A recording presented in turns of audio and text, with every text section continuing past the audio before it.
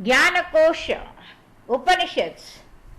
ओम गणानां त्वा गणपतिगुं हवामहे कविं कवीनामुपवज्रमस्तमं ज्येष्ठराजं ब्रह्मणां ब्रह्मणस्पदान शृण्वन्नोतिभिः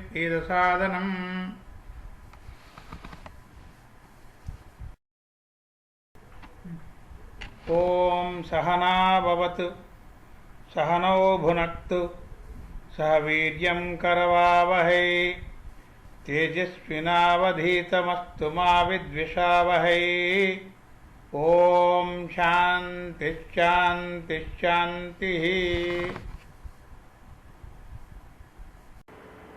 ओम पूर्णमिदं पूर्णमदः पूर्णात् पूर्णमुदच्यते पूर्णस्य पूर्णमादाय पूर्णमेव अवशिष्यते।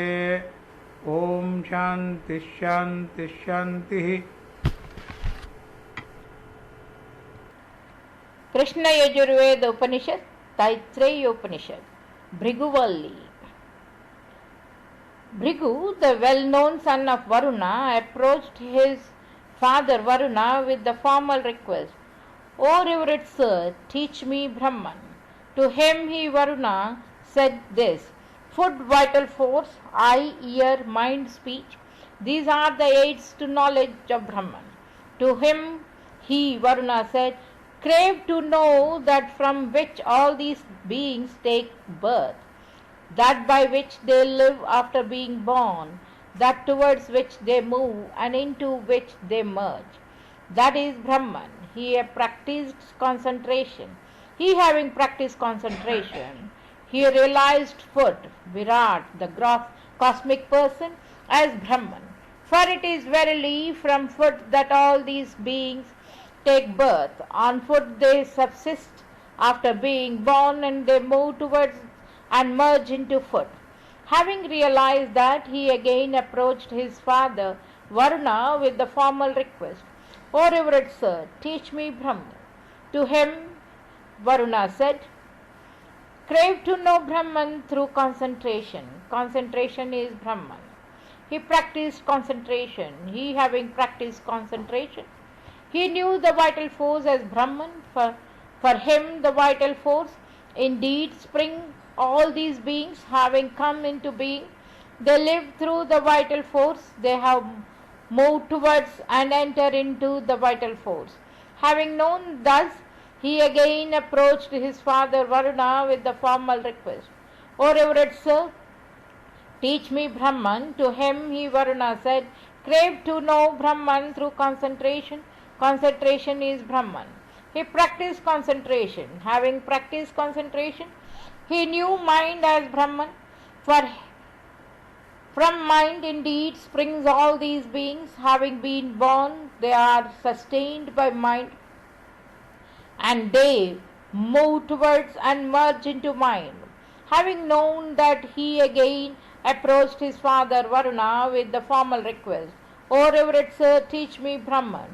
To him the Varuna said, "Crave to know Brahman through concentration. Concentration is Brahman." He practiced concentration. Having practiced concentration, he knew knowledge as Brahman. For from knowledge indeed spring all these beings. Having been born, they are sustained by knowledge. They have towards and merge in knowledge. Having known that, he again approached his father Varuna with the formal request, "O revered sir, teach me Brahman." To him Varuna said, "Crave to know Brahman through concentration. Concentration is Brahman." He practiced concentration. Having practiced concentration, he knew bliss as Brahman. From bliss indeed all the beings originate. Having been born, they are sustained by bliss. They move towards and merge in bliss. This knowledge, realized by Brahman and Brighu and imparted by Varuna, starts from the foot self and terminates in the supreme bliss, established in the cavity of the heart. He who knows thus becomes firmly established. He becomes the possessor of food and the eater of food, and he knows great in progeny, cattle, and the luster of holiness, and great in glory. His woe is that he should not deprecate food. The vital force is verily the food, and the body is the eater. For the vital force is lodged in the body. Again, the body is the food, and the vital force is the eater. The body is fixed on the vital force. Thus, the body and the vital force are both foods, and one food is lodged in another. He who knows that one food is lodged in another gets firmly established. He becomes a possessor and an eater of food. He becomes great in progeny, cattle, and the luster of holiness, and great in glory. His woe is that he should not discard food. Water indeed is food. Fire is the eater. For water is established on fire. Fire is food and water is eater. For fire resides in water. Thus one food is lodged in another food. He who knows thus that one food is lodged in another gets firmly established. He becomes a possessor and an eater of food. He becomes great in progeny, cattle, and the luster of holiness, and great in glory. His woe is that he should make food plentiful. Earth is food, space is eater, for earth is placed in space. Space is food and earth is eater. Space is placed on earth. Thus one food is lodged in another food. He who knows that one food is lodged in another gets firmly established. He becomes a possessor and an eater of food. He becomes great in progeny, cattle, and the luster of holiness, and great in glory. His woe is that he should not refuse anyone come for shelter. Therefore one should collect plenty of food by whatsoever means he may, and one should collect food for the further reason that they say food is ready for him. Because he offers cooked food in his early age with honor, food falls to his share in the early age with honor. Because he offers food in his middle age with medium courtesy, food falls to his share in his middle age with medium honor. Because he offers food in his old age with scant esteem, food falls to his share in old age and scant consideration. To him who knows thus comes the result as described. Brahman is to be meditated on. As preservation is speech, as acquisition and preservation in exhaling and inhaling, as an action in the hands, as movement in the feet, discharge in the anus, there are meditation on the human plane. Then follow the divine ones. Brahman is to be meditated on as contentment in rain, as energy is lightning.